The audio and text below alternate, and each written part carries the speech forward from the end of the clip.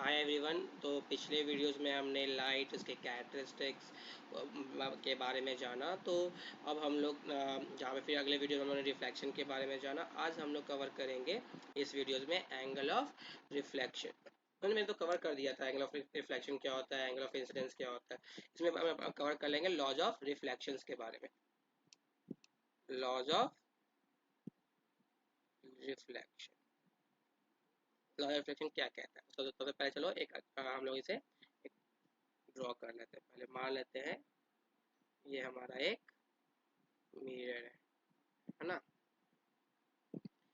फिर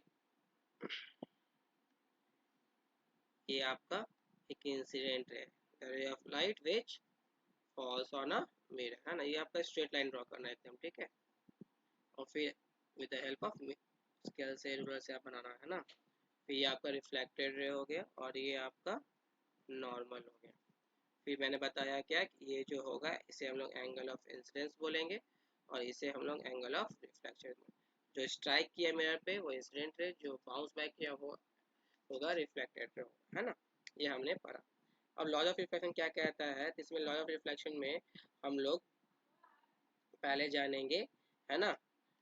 पहला लॉ क्या कहता है कि जो आपने बोला एंगल ऑफ, पीछे में बताया था, क्या कहता है कि एंगल ऑफ इंसिडेंस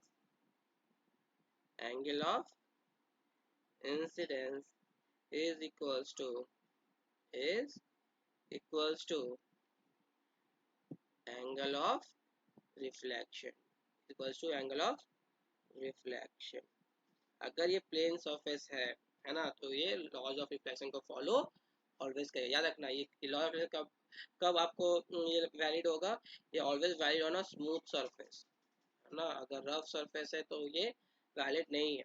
तो अगर स्मूथ सरफेस है तो लॉ ऑफ रिफ्लेक्शन क्या कहता है कि angle of incidence is equals to angle of reflection, that is हम लोग कह सकते हैं angle I is equals to angle A. अगर दूसरा क्या कहता है लॉ ऑफ रिफ्लेक्शन, देखो ये जो पॉइंट है ना, इस पॉइंट को हम लोग कहते हैं point of incidence. Point of incidence, point of incidence बोलने का मतलब जिस पॉइंट पे इंसिडेंट रे गिरा है, पॉइंट ऑफ इंसिडेंस। तो क्या बोलते हैं इसमें कि इंसिडेंट रे, रिफ्लेक्टेड रे, रिफ्लेक्टेड रे, है ना। ये देखो आप, ये आपका बताया था ना कि ये क्या है आपका, ये आपका इंसिडेंट रे है, ये हमारा इंसिडेंट रे है। ये हमारा क्या है, रिफ्लेक्टेड रे है। फिर हमारा ये क्या है, तो ये हमारा नॉर्मल है ना। तो हमने बोला क्या कि इंसिडेंट रे, रिफ्लेक्टेड, देखो इंसिडेंट रे भी यहीं पे आके मिल रहा है, गिर रहा है पॉइंट पे। रिफ्लेक्टेड रे भी इसी पॉइंट से क्या कर रहा है, रिफ्लेक्ट हो रहा है। Incident ray, reflected ray, normal भी जो है वो इसी पॉइंट से हो रहा है, पॉइंट ऑफ इंसिडेंस से। Incident ray, reflected ray, normal, सारा देखो एक ही प्लेन पे है ना। Incident ray, reflected ray, normal, all lie in the same plane, all lies in the same plane, सब के सब सेम प्लेन पे है at the point of incidence. Incident ray, reflected ray, normal ray, all lie in the same plane at the point of incidence. क्या बोलोगे, same plane at the point of incidence, at the point of incidence. ये board exam में बहुत बहुत important है, very very important. ये आपको exam में आता ही आता है कि define reflection and state the laws of reflection. तो आप क्या बोलोगे कि angle of incidence is equal to angle of reflection.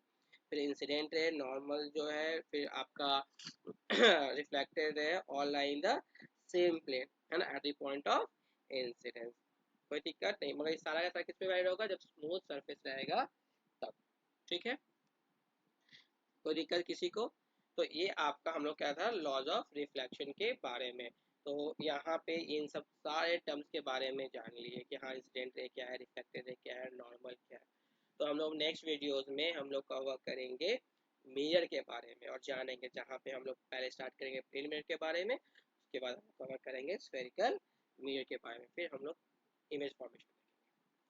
मिलते हैं हम लोग नेक्स्ट वीडियो।